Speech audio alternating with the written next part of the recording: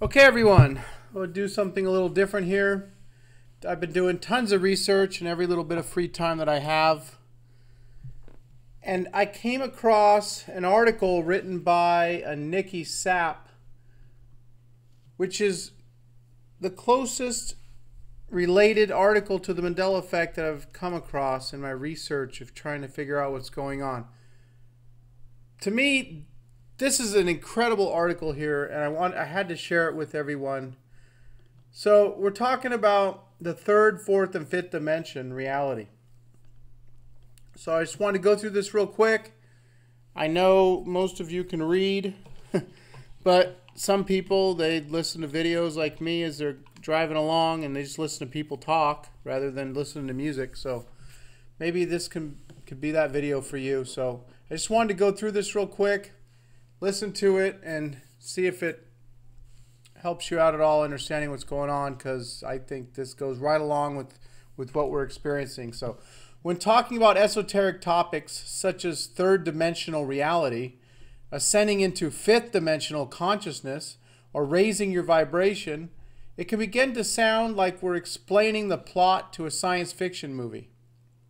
Even for the seasoned spiritual seeker, trying to describe the intangible in words to make sense and are understandable to another person with no prior knowledge of such topics can be difficult.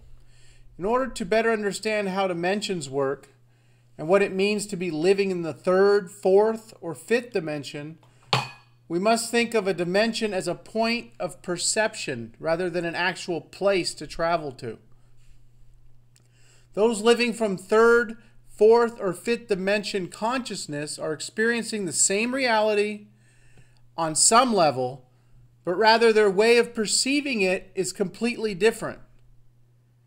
By seeing things this way, it gives us a better understanding of how we can identify what dimension we are mostly resonating with.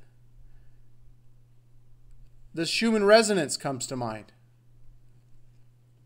Also, it is quite possible to be experiencing multiple dimensions of consciousness simultaneously.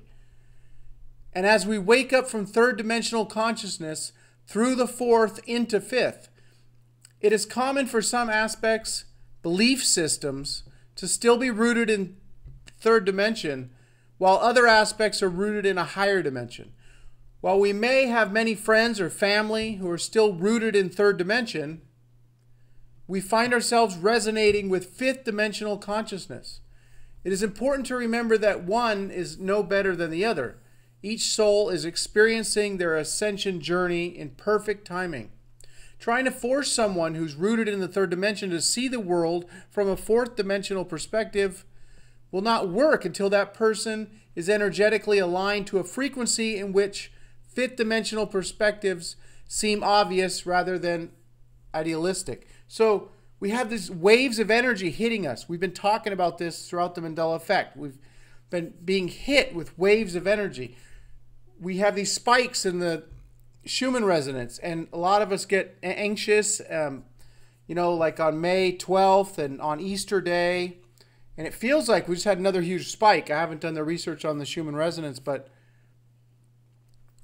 we're feeling agitated, a little bit of maybe down or depression type feelings, and because we're out of alignment with Mother Earth, who is also involved in this entire ascension into another dimension thing.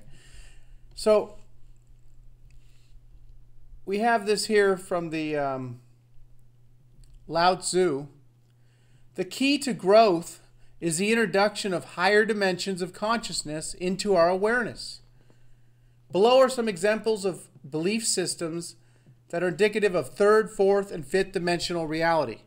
So you can be experiencing these realities. I was standing in the kitchen with my son, and I said, "Hey, son, you could be in the third dimension right now, and I could be in the fifth."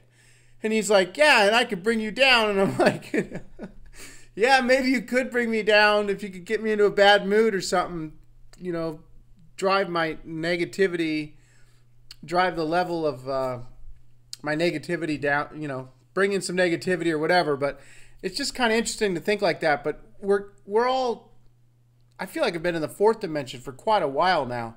and maybe just getting a glimpse of like a fifth. I never even understood anything about dimensions years ago, but this stuff is incredible, just like the Mandela effect. So in the third dimension, you see yourself as a separate entity in comparison to other people in the universe.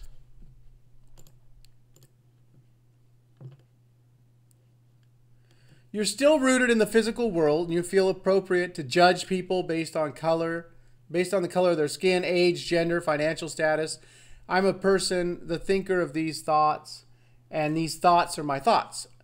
I seek happiness outside of myself. Things like money, material possessions, relationships, and physical attributes seem to be the key to my fulfillment. So I think a lot of you understand what the third dimension is all about.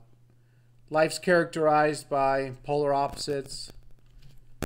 Everything is hot, cold, day, night, dark, light. You know, we see the duality in everything, which a lot of this Mandela effect stuff, which different people have pointed out, seems to be pointing towards a singularity. So the fourth dimensional reality, the hallway into the fifth dimension consciousness, begins to awaken. This is the stage that a lot of us have been in, this awakening. I feel like mine's been going on since 9/11, 2001. A shift in perspective makes the particles in your universe dance to new possibilities. So the fourth dimension is time, space-time. So as the particles are dancing, moving around faster, things are passing faster. More things are happening in the same amount of time. It feels like time is speeding up. So as the light of consciousness begins to awaken within, your belief system of third dimensional reality seems absurd. You may even become angry or resentful of the society that implanted these belief systems. So we're all limited by our belief systems. Anything's possible. Go create the reality that you want. That's what I say all the time. Because you can. But your belief systems are holding you back. So we have to change the way we believe about the things we believe. In fourth dimension, comparison and judgment still exist, however, with more spiritual themes. For example, you may describe yourself as awake while judging those that you feel are asleep, calling them the sheeple, right? The attention has shifted from pursuits in the material world to the pursuit of knowledge and understanding. I'm angry because I've been lied to. I must warn and tell others. This is where I was with my financial channel. Hey, the Federal Reserve is a private company that controls our currency. You know, I was trying to warn others. I must warn others about the Illuminati, the government, the reptilians. Look at these chemtrails we're being sprayed.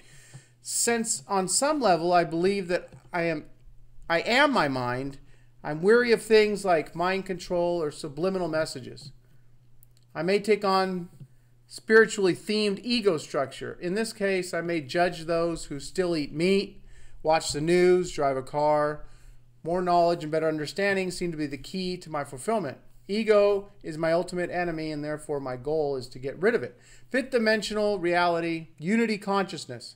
The all is the one, and the one is the all. As consciousness begins to awaken even further, the ego drops and judgments begin to fade away. You realize that the darkness of the world is a direct reflection of the shadow that still exists inside of you. You no longer try to change the world, but rather begin to heal yourself. The love that grows within begins to translate into compassion and understanding for the external world. Love is the only weapon that truly holds power. I'm no longer attached to my labels, but see myself as an ever-changing field of consciousness. I ultimately hold all the power to create my perception of reality. Nothing is inherently good or bad.